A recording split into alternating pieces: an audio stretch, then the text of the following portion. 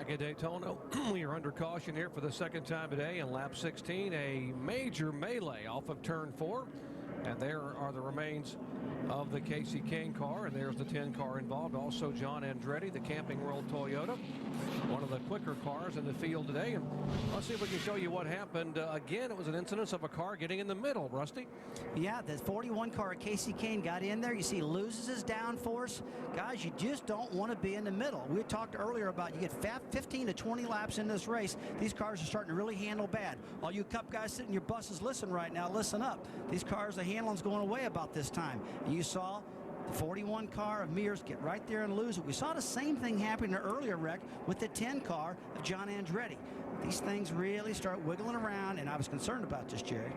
Here's Reed Sorenson. Watch his car in the middle here. The back starts to turn. He turns the steering wheel, Rusty, but I guess it's all over then. Well, when you come off the corner, Jerry, you can't let that car run out up towards the racetrack. You're kind of compacted down to the middle. It causes your car, if you do have a loose car, just to get looser. And so that's the biggest problem that happened here. A lot of carnage right now. The guys in the back, look at all that smoke as a driver. Man, how do you get through that? These guys are just on the brakes, off the brakes, talking to their spotters. This is one of the toughest things for a driver. Look at all that smoke.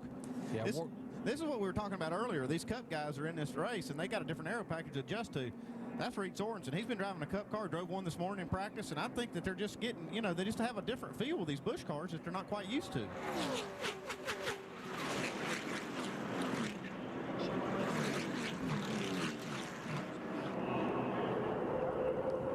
Here the cars come off turn 4. That's the miles per hour for Reed Sorenson. You see suddenly the car just goes sideways, and watch the speed just drop off.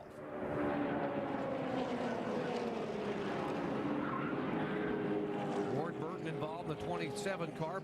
Bobby Hamilton Jr. got nudged on both sides, but the heavier damaged cars are the number 9 of Casey Kane, and the front end of that car almost gone. He was turned right into the wall, Andy, almost head on.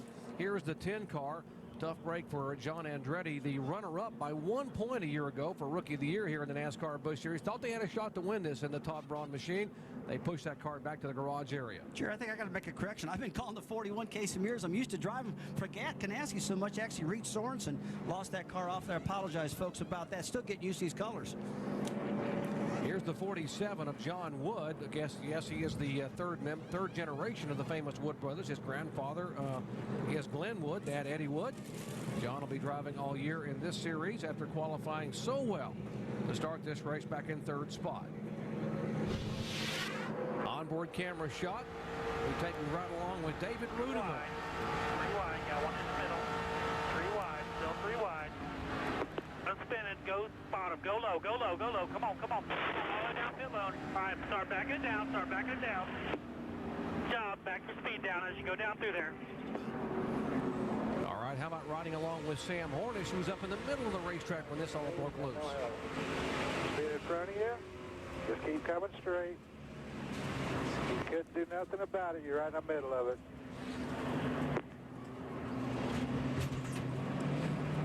That was the Jason Leffler car right in front of him that peeled away. And I guess, Rusty, if you're Sam Hornish in those situations, you pretty much are helpless. Jerry, that was one of the greatest videos you just saw, or replays on our ESPN high-definition in-car cameras, because you saw what you see as a